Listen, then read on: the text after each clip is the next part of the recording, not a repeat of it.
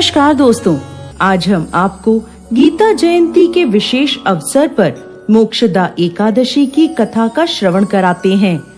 एक समय की बात है जब भगवान श्री कृष्ण से युधिष्ठिर महाराज ने पूछा, हे मधुसूदन, मार्गशीर्ष मास के शुक्ल पक्ष में कौन सी एकादशी आती है और इसका क्या महत्व है।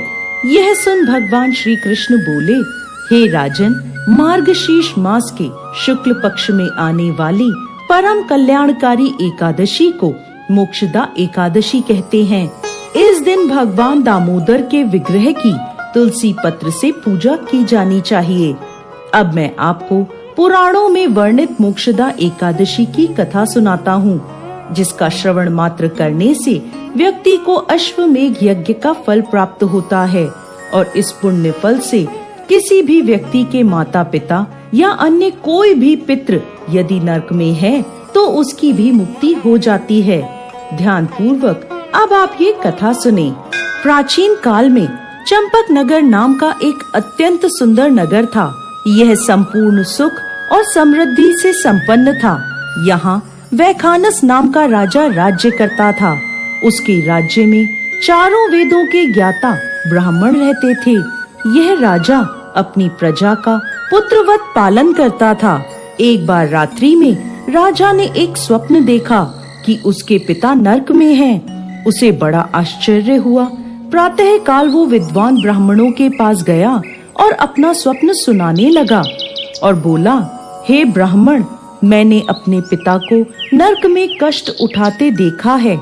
उन्होंने मुझसे कहा कि हे पुत्र, मैं नरक में पड़ा हूँ, यहाँ से तुम मुझे मुक्त कराओ। जब से मैंने यह वचन सुने हैं तब से मैं बहुत बेचैन हूँ। चित्त में बड़ी अशांति हो रही है। मुझे इस राज्य, धन, पुत्र, स्त्री, हाथी, घोड़े आदि में कुछ भी सुख प्राप्त नहीं हो रहा। मैं क्या करूँ? हे ब्राह्मण देवताओं, इस दुख के कारण मेरा सारा शरीर जल रहा है।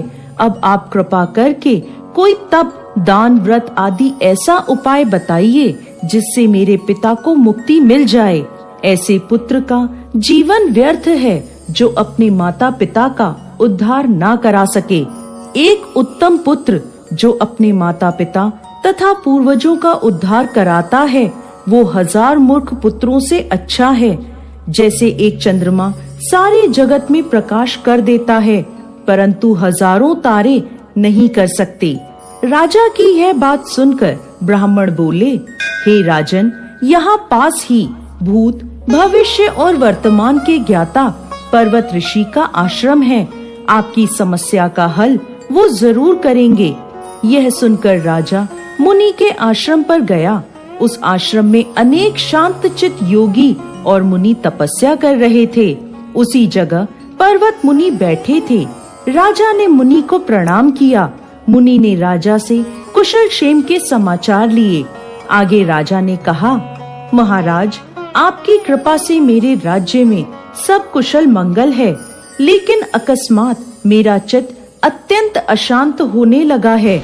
ऐसा सुनकर पर्वत मुनि ने आंखें बंद की और भूत विचरने लगे।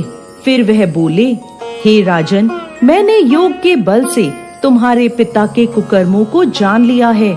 उन्होंने अपने पूर्व जन्म में कामातुर होकर अपनी पत्नी को ऋतुदान नहीं दिया। उसी पाप कर्म के कारण तुम्हारे पिता नरक में पड़े हैं। तब राजा ने कहा, ऋषिवर, इसका कोई उपाय बताइए।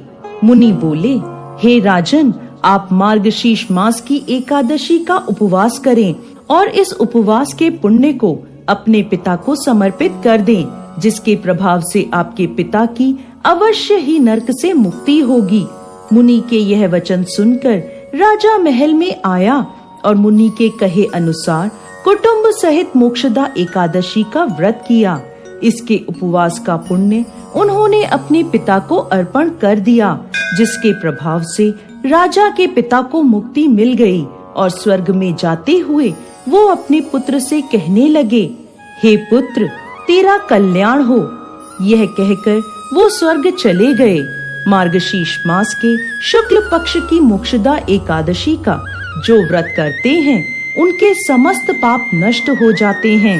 इस कथा को पढ़ने यह सुनने से वाजपेय यज्ञ का फल मिलता है। यह व्रत चिंतामणि के समान सब कामनाएं पूर्ण करने वाला तथा मोक्ष देने वाला है। गीता के महात्म्य में शंकराचार्य जी ने बताया है, यदि कोई व्यक्ति एक ही ईश्वर की पूजा करना चाहे तो वह देव की पुत्र श्री कृष्ण की करे, और यदि कोई व्यक्ति एक ही ग्रंथ पढ़ना चाहे तो वह श्री कृष्ण की भगवत गीता को पढ़ सकता है। जिस दिन यह भगवत गीता सुनाई गई थी वह दिन था मोक्षदा एकादशी का। इस दिन भगवान श्री कृष्ण ने अर्जुन को भगवत गीता का उपदेश प्रदान किया था। इस एकादशी के दिन को गीता जयंती के नाम से भी जाना जाता है। इस दिन का विशेष महत्व यह है कि इस दिन भगवत गीता ग्रंथ और संदेश का दान अधिक से अधिक लोगों को करना चाहिए। जय श्री हरि विष्णु।